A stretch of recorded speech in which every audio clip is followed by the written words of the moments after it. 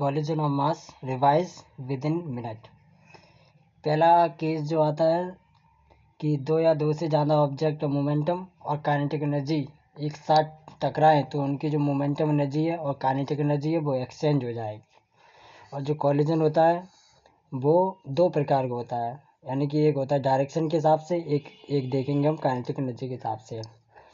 जो डायरेक्शन के हिसाब से दो हो जाता है, एक होता है हेड ऑन कॉलिजन, एक होता है ऑब्लिक कॉलिजन परफेक्ट। और जो काइनेटिक एनर्जी है उसके हिसाब से तीन हो जाते हैं, 1 2 3। एक हो गया परफेक्ट इलास्टिक का, दूसरा हो गया परफेक्ट इन इलास्टिक का, तीसरा हो गया तीसरा हो गया इन इलास्टिक का।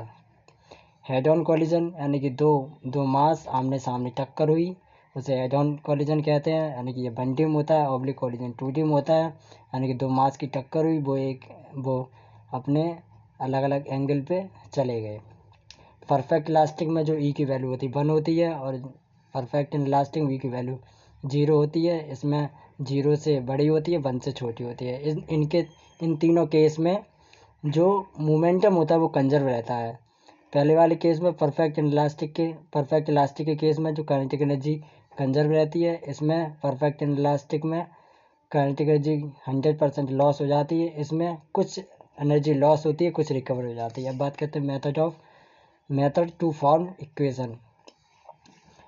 फॉर्म इक्वेशन, यानी कि इसकी दो इक्वेशन बनेंगी, एक बनेगी मोमेंटम कंजर्वेशन की, एक बनेगी ई की।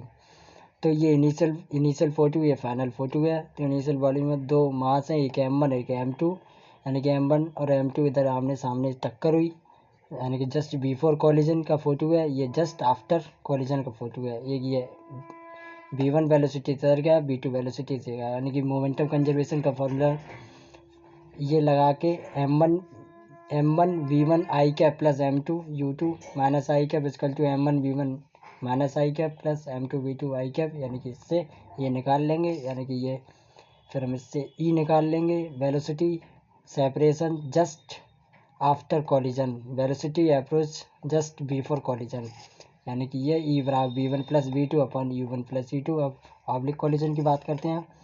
अगर दो मास एक दूसरे से कोलाइड करें कि कॉलिजन के बाद दोनों अपनी इंसिडेंट डायरेक्शन से डिफरेंट डायरेक्शन में चले जाएं, यानी कि ऑब्लिक कॉलिजन, यानी कि एक m1 मास है एक m2 मास है, दोनों आमने सामने की टक्कर हुई और ये कुछ एंगल पे डेविएट हो गए, यानी कि कुछ अपने डिफरेंट डायरेक्शन में चले गए, यानी कि कॉलिजन हुआ सीधा नहीं गए, यानी कुछ एंगल पे 2D कुछ एंगल पे डेविएट हो गए, एक्स और वाई दोनों प्लेन में चले गए। तो ये हो गया ऑब्लिक